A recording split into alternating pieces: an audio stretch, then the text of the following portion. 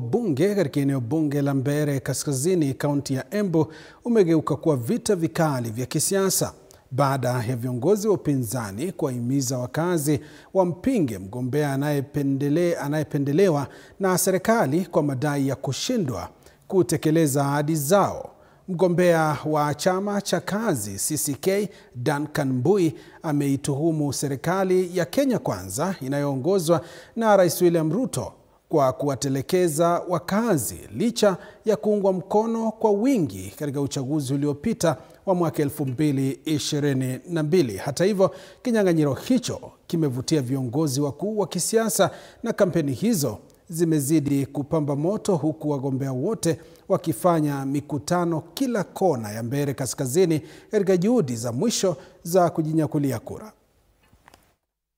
Mtu anafikiria watu wa Mbeere tunaweza enda kwa serikali, huyo ni muongo wa kutoka mbali. 2022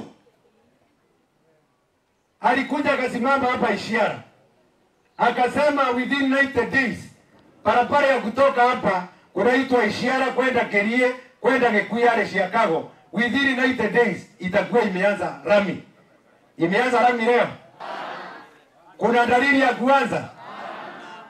Sasa wanapotuambia tukae kwa serikali ndio ati sisi hiyo barabara iendelee, kwani 90 days ijaisha? This government is not taking Kenya anywhere.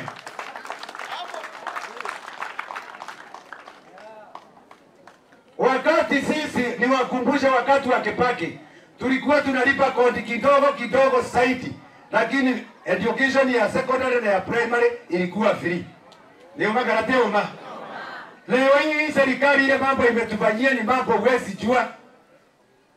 Imeharibu education kiwango ya kuwa ukienda pande inaitwa ya primary, yale mashule ilikuwa inapokea 100,000, 200,000, leo hii wanapata 15,000.